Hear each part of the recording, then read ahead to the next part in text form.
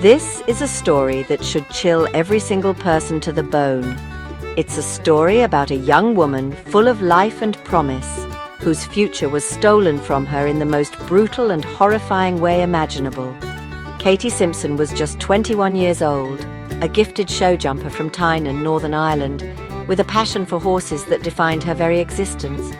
She was beautiful, talented, and loved by her family. But behind the scenes of this seemingly idyllic life, a dark and sinister force was at work, a predator who would ultimately become her executioner. Her tragic end wasn't just a random act of violence. It was the culmination of years of hidden abuse and manipulation, a nightmare she couldn't escape. The world was told a lie.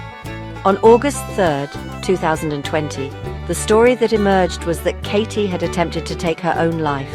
It was a narrative crafted by her killer, a man who rushed her to the hospital while playing the role of a devastated family member, a hero trying to save her. For 6 agonizing days, Katie clung to life, unconscious, while her loved ones prayed for a miracle that would never come. She passed away without ever being able to tell her story, to name the man who had subjected her to such unimaginable cruelty. Her silence was his shield, a final, twisted act of control that he hoped would bury the truth forever. The initial reports were accepted, a terrible but seemingly straightforward tragedy. But the truth is rarely so simple, is it? The injuries Katie sustained told a different, more violent story. Nurses at the hospital raised immediate alarms, noting the severe bruising and swelling all over her body, injuries that were utterly inconsistent with the story they were being told. They were the first to see the cracks in the facade, the first to suspect that something far more malevolent had occurred. These were not the marks of self-harm. They were the unmistakable signs of a savage and prolonged attack, a desperate fight for life that she ultimately lost. What followed was a betrayal of staggering proportions. Katie was not just murdered.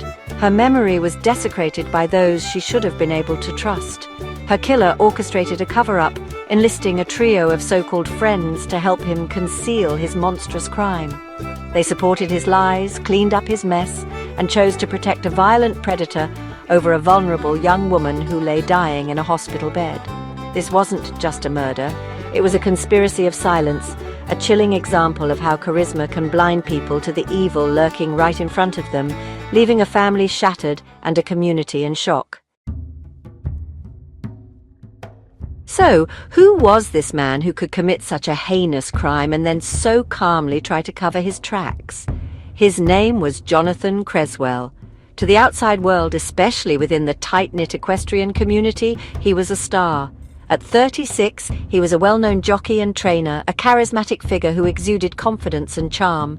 He was the boyfriend of Katie's own sister, Christina, and a father to their 2 children. He had embedded himself so deeply into the Simpson family that he was seen as one of them.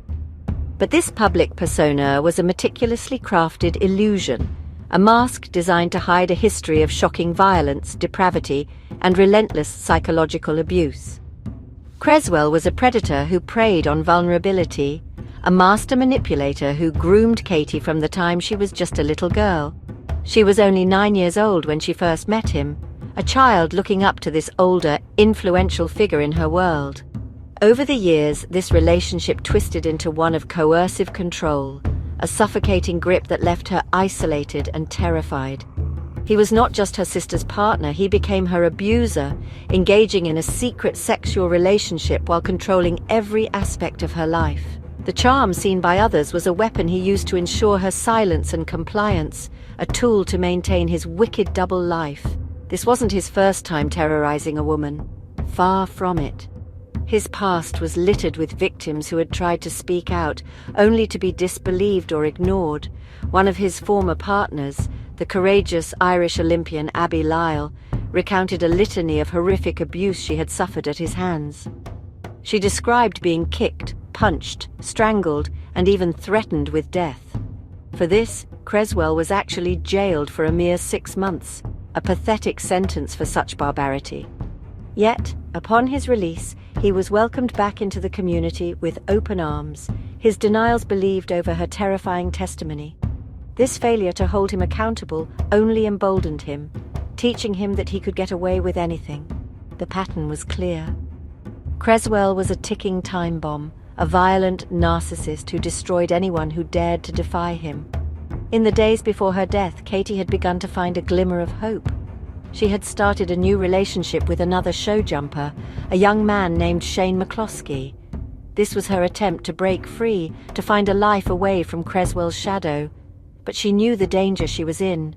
She confessed her fears to friends, telling them she believed Creswell would kill her if he ever found out. Her words were a desperate, prophetic warning that tragically went unheeded until it was far too late. When Jonathan Creswell brought Katie to the hospital, his performance was utterly convincing. He was the frantic, grief-stricken brother-in-law, a man in shock. This act was the first thread in a complex web of lies designed to make a murder look like a suicide. While doctors and nurses worked to save Katie's life, Creswell was already putting his cover-up into motion. He knew the scene he had left behind was damning, filled with evidence of a violent struggle. He needed help, and he turned to those he knew he could control, a trio of women from the same equestrian circle, friends who would become his willing accomplices in perverting the course of justice. The three women were Jill Robinson, Hayley Robb, and Rose de Montmorency Wright. Under Creswell's explicit direction, they became instrumental in the initial deception. Robinson and Robb were dispatched to the crime scene, not to preserve it for police, but to sanitize it. They took Creswell's blood-stained clothes and washed them, erasing crucial forensic evidence.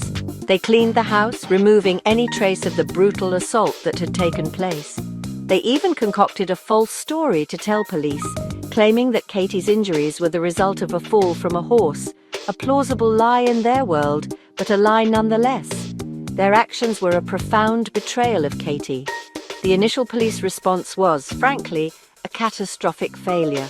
They seemingly accepted Creswell's suicide narrative at face value, despite the glaring inconsistencies and the concerns raised by medical staff. The case was shockingly mislogged not as a suspicious death, but as two separate suicide attempts. This fundamental error meant that a proper, rigorous investigation was delayed for months. Creswell's charisma and his position within the community appeared to have worked their magic once again, shielding him from the immediate suspicion he so clearly deserved. The system that was supposed to protect victims and find the truth had failed Katie at the very first hurdle. For 6 long months, the lie held. The community mourned what they believed was a tragic suicide, while Creswell walked free, having literally gotten away with murder. The cover-up was for a time successful. Rose de Montmorency Wright, another friend, later admitted that she had learned Creswell had beaten Katie, but chose to withhold this vital information from the authorities. It's a chilling testament to the power of coercive control and misplaced loyalty. These women chose to protect a monster over honoring the memory of their friend, a decision that would ultimately see them facing justice themselves, but not before the truth had been buried for far too long. Justice, however delayed, often finds a way. The flimsy official narrative began to crumble thanks to the persistence of 2 key figures who refused to accept the story they were being told: journalist Tanya Fowles and Detective Sergeant James Brannigan. They saw what others had missed or ignored: the red flags, the inconsistent injuries, and the suspicious behavior of Jonathan Creswell. They pushed relentlessly for the case to be re-examined, challenging the initial police failings and demanding a proper investigation. Their refusal to let the matter rest was the catalyst that would finally bring the dark truth about Katie Simpson's death into the light. When a serious investigation finally began, the evidence was overwhelming. A new post-mortem examination was conducted, and the forensic findings were damning. Swabs taken from Katie's body revealed the presence of Creswell's DNA, definitively linking him to the assault.